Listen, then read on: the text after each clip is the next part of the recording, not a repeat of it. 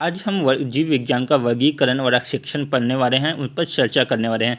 Lecture 1 में हमने देखा था, बेसिक चीज़ें जानी थी जीव विज्ञान की, कि जीव विज्ञान का जनक अरस्तु है तथा लेमार्क, टिवेलेनियस तथा कार्ल लिनियस, इनके जीव विज्ञान में क्या योगदान है, इस पर चर्चा की थी। साथ ही साथ हमने देखा था कि जीव जंतु को 7 समूहों में विभाजित किया है, जिसमें सबसे उच्च यानी सबसे बड़ा जगत होता है या किंगडम होता है, और सबसे जीव जंतु की सबसे छोटी इकाई या सबसे छोटा समूह जानती या स्पेसीज होता है। आज हम देखेंगे कि जीव जंतु का वर्गीकरण किस आधार पर किया गया है और उसके जो अलग विभाजित करने के क्या कारण है या उनके वर्गीकरण के क्या कारण हैं। तो पहले तो आपको ये समझना पड़ेगा कि हम जीव जंतु का वर्गीकरण किसे करते हैं। तो जीव जंतु में जो विविधता पाई जाती है उसको स्पष्ट रूप से समझने के लिए, ठीक है, जीव जंतु में जो अलग अलग तरह के जो गुण पाए जाते हैं उनको स्पष्ट रूप से समझने के लिए वर्गीकरण की आवश्यकता होती है। अर्थात क्या, वर्गीकरण जीवों की विविधता को स्पष्ट करने में सहायक होता है। तो वर्गीकरण, तो सर्वप्रथम वर्गीकरण किसने दिया था? तो सर्वप्रथम तो जीव जंतु का वर्गीकरण अरस्तु ने दिया था। तो अरस्तु का जो वर्गीकरण था वो किस आधार पर था? वहाँ आवास, उनके जीव जंतु के रहने की आवास के आधार पर था।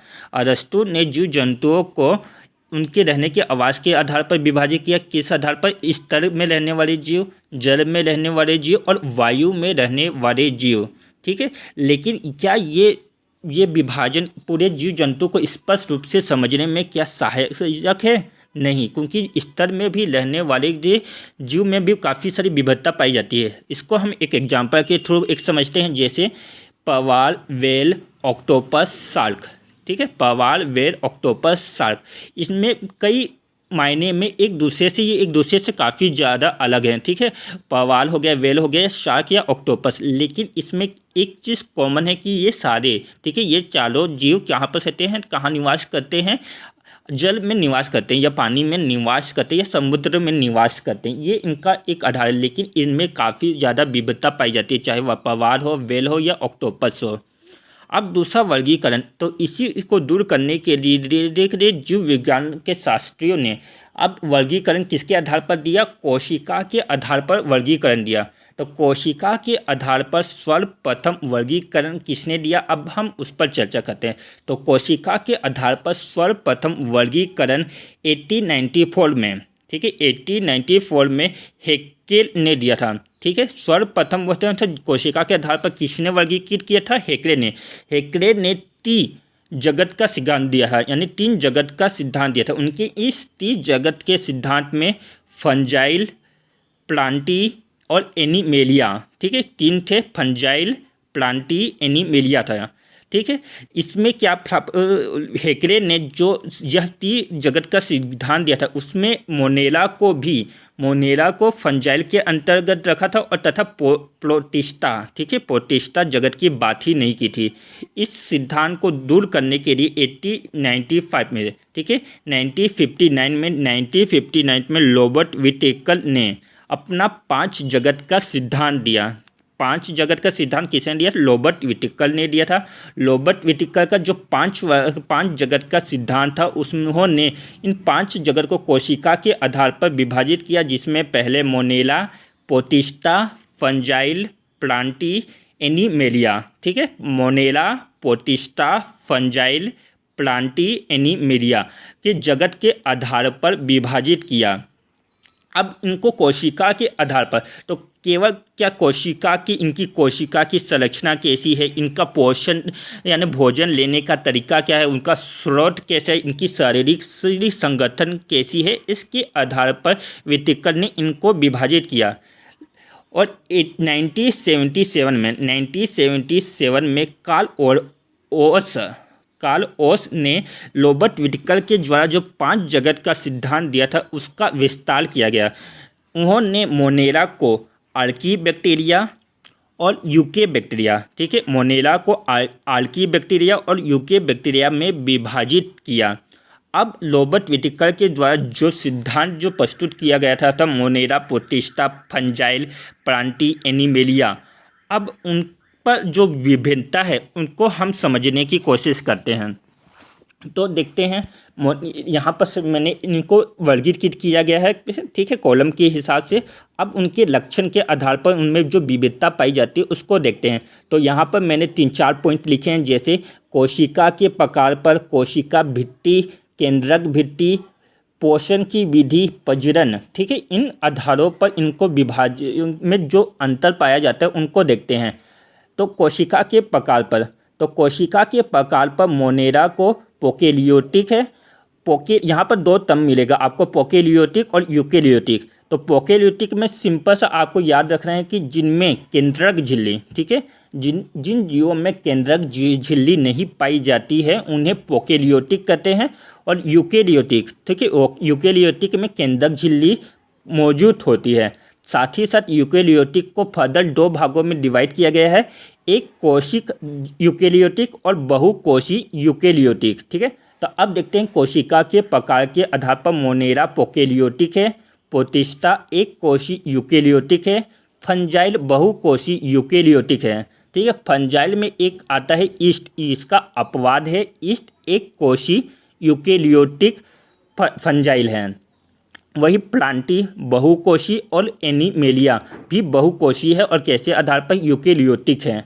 अब देखते हैं कोशिका भित्ति के आधार पर।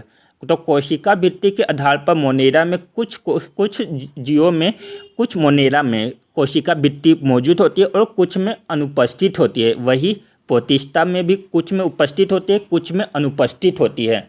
अब फंजाइल और प्लांटी और एनीमिलिया, अब इस पर देखते हैं। तो कोशिका भित्ति फंजाइल और प्लांटी में दोनों में उपस्थित होती है। और फंजाइल में जो कोशिका भित्ति मनी होती है वहाँ सेलुलोज की मनी होती है। और वही प्लांटी में जो प्लांटी में देखो, जो कोशिका भित्ति 2 रूप में मनी होती है, या तो उसमें शर्करा और प्रोटीन होगा या तो सेलुलोज होगा, ठीक है। तो प्लांटी में उपस्थित होती है कोशिका भित्ति और एनीमिलिया, ठीक है, एनीमेलिया में जो कोशिका भित्ति वही अनुपस्थित होती है, ठीक है। यही प्लांटी और एनीमिया का सबसे बेसिक डिफरेंसेस क्या है प्लांटी और एनीमिया में, कि प्लांटी में तो कोशिका भित्ति उपस्थित होती है लेकिन एनीमेलिया में वह अनुपस्थित होती है। अब केंद्रक झिल्ली के आधार पर देखते हैं। केंद्रक झिल्ली मोनेरा में अनुपस्थित होती है, जैसा क्योंकि मोनेरा क्या है, प्रोकैरियोटिक है, और प्रोकैरियोटिक में केंद्रक झिल्ली उपस्थित नहीं होती। और इसके अतिरिक्त जितना भी हो गया प्रोटिस्टा, फंजाइल, प्लांटी, एनीमेलिया, उनमें केंद्रक झिल्ली उपस्थित होती है। अब इनके पोषण विधि, ठीक है, ये कैसे खाना बनाते हैं, अपना या खाना कैसे प्राप्त करते हैं उस पर देखते हैं। तो मोनेरा, तो कुछ मोनेरा स्वपोषी होते हैं क्योंकि उनमें हरित द्रवण पाया जाता है। देखो जो भी स्वपोषी होंगे उनमें हरित द्रवण यानी क्लोरोप्लाज्मा, ठीक है, क्लोरोप्लाज्मा या क्लोरोफिल के कारण वहाँ प्रकाश संश्लेषण करते हैं। और वो प्रकाश संश्लेषण कहाँ होता है, क्लोरोप्लाज्मा में होता है, ठीक है। क्लोरोफिल के कारण प्रकाश संश्लेषण करते हैं और क्लोरोप्लाज्मा के कारण वो क्लोरोप्लाज्मा में प्रकाश संश्लेषण की क्रिया संपन्न होती है, वहाँ पर भोजन बनता है। तो मोनेरा कुछ स्वपोषी होते हैं, कुछ विषमपोषी होते हैं। वही प्रोटिस्टा भी कुछ समपोषी होते हैं, कुछ विषमपोषी होते हैं। फंजाइल विषमपोषी, अधिकतर नहीं, मैक्सिमम ही, लगभग सभी विषमपोषी होते हैं और मृत्यु जीव, ठीक है। फंजाइल को मृत्यु जीव कहते हैं क्योंकि फंजाइल कहाँ पर पनपते हैं, सरे गरे कार्बनिक यौगिक, ठीक है, कार्बनिक जगह में, सरे गरे क्षेत्रों में फंजाइल या कवक, जिसे हम कवक कहाँ लगते हैं, जैसे मशरूम हो गया, कहाँ पर उगते हैं, जहाँ पर सरा गरा रहता है वहाँ पर उगता है, ठीक है। और प्लांटी में हरित लवण यानी क्लोरोफिल पाया जाता है। तो जिसके कारण यहाँ क्या होते हैं, स्वपोषी होते हैं। एनीमेलिया यानी हम क्या हैं, कैसे हैं, स्वपोषी है, हम अपना खाना स्वयं नहीं बनाते, नहीं, हम दूसरों की सहायता से अपना खाना बनाते, अर्थात हम कैसे हैं, उस पर पोषी हैं। अब प्रजनन विधि देखते हैं। तो प्रजनन युग्मन संगठन के द्वारा या सयुग्मन के द्वारा मोनेरा अपना प्रजनन करते हैं। वही प्रोटिस्टा, फंजाइल, प्लांटी, एनीमेलिया निषेचन क्रिया के द्वारा। अब इसमें भी निषेचन क्रिया में अलग अलग डिफरेंस पाया जाता है, उसको हम आने वाली क्लासों में देखेंगे, ठीक है। अब देखते हैं कि इन मोनेरा और पोटिस्टा, फंजाई, इनमें के एग्जाम्पल को देखते हैं। तो मोनेरा का जो एग्जाम्पल है जीवाणु है नील हरित शैवाल, जिसे साइनोबैक्टीरिया, ठीक है। नील हरित शैवाल में प्रथम जीवित खोजा गया जीव कौन था? नील हरित शैवाल ही था, ठीक है। प्रथम खोजा गया जीव नील हरित शैवाल था, जिसको साइनोबैक्टीरिया कहते हैं, ठीक है। इसके अतिरिक्त माइक्रोप्लाज्मा और मोनेरा आप यहाँ पर डायग्राम, ठीक है। मेरा डायग्राम उतना क्लियर नहीं है, आप कोशिश करिएगा कि अपना गूगल में सर्च मार के डायग्राम को अच्छे से देख लीजिए। यहाँ पर मैंने डायग्राम बनाने की कोशिश की है, देखिए बैक्टीरिया और बैक्टीरिया की। आप देखते हैं पोटिस्टा के एग्जाम्पल देखते हैं। पोटिस्टा में एक कोशिक शैवाल, डाइटम और प्रोटोजोआ, ठीक है। प्रोटोजोआ में देखते हैं पैरामीशियम, अमीबा, यूग्रीन, ठीक है।